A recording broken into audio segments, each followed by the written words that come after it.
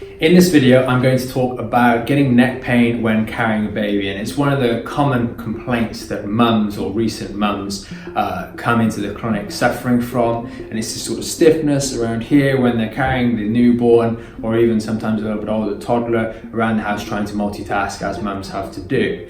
And what I want to do in this video is try and help you understand why you're getting it, because if you understand that, then you can make the necessary steps to remedy it and try and avoid as best you can getting it in the first place. Now, before I get into the video, do remember to subscribe by hitting the subscribe button below and hit the notification so you don't miss out on any future videos that may be helpful for you, and hopefully they all will.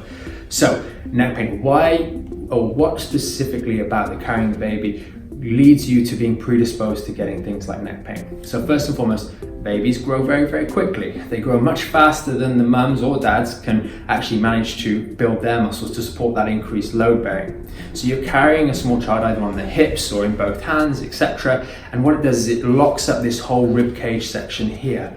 But you're having to do other activities whilst carrying the child, and that involves a lot of neck movement. So what we see when we look at the spine is your shoulders come off in this section, your thoracic spine, the blue part of the spine. And when you're tensing all these muscles to carry something or someone, all this section gets really stiff. So you have a lock point. And then we keep our necks mobile because that's where most of the movement's coming. So we start twisting the neck a lot to navigate around the house or out and about. And that creates irritation because we have a region of a lot of mobility in the neck, reaching an immovable section of the spine that's braced through muscles being activated and stiff whilst you're having to carry a load, and a load that's ever increasing in weight.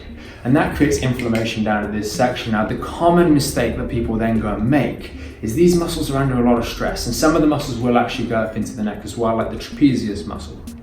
So these muscles are all overworked, overtired, and the position that you then start to adopt as you get a little bit more tired is one of this. You start to lean backwards more to shift more of the weight and counterbalance the weight more effectively, and the head starts to come forwards. And that puts even more stress on the base of the neck here and tightness across those shoulders. And commonly then, the stretching sort of relief exercises that you go and try and do to relieve this pain is by pulling your head forwards and stretching it out even more. And this is the big mistake. You're pulling a muscle that's already being overworked mechanically because of a growing person, and the mechanics are not advantageous to those muscles working effectively. Plus, we've got repetitive stress and strain of these joints in the lower part of the neck and the top part of your neck. Hopefully you don't bang your elbow like that. That's not too pleasant. So anyway, so that's why you're causing this trouble in the neck, and those exercises are incorrect. What are you going to do to make it better? So first thing, do the exact opposite of what you're doing. Okay, you're going to lie on your back with a small rolled up towel just placed underneath the neck here. And what that does is that supports that neck and allows it to not go back to its nice, natural, backward bending curved position. It takes pressure off all these discs, which are constantly being compressed because of the position that you have to adopt.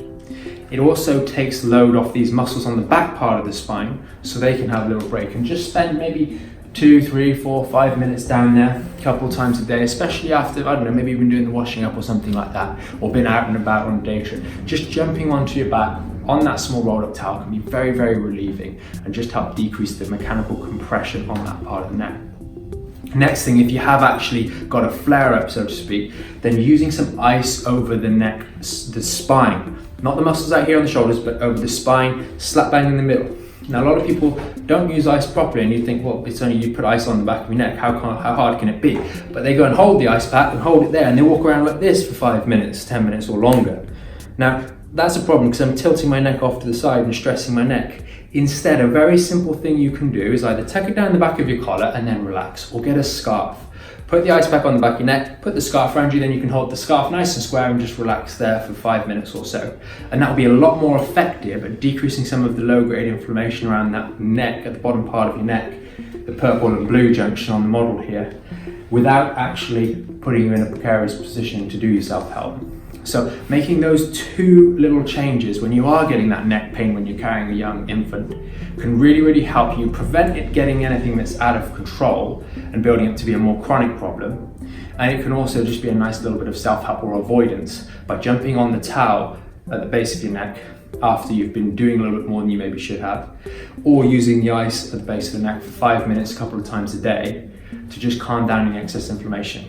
That way, the overwork that you have to do on a daily basis can be combated and you don't let anything get out of control. But look, if it's getting out of control or you're too late, you're watching this video, and by all means reach out to us and we'll see what we can do to help you a little bit more specifically. So, hope that video has been helpful, and if you do have any other questions, do feel free to comment them below and we'll do our best to answer and help every single one of you, and look forward to speaking to you on the next video.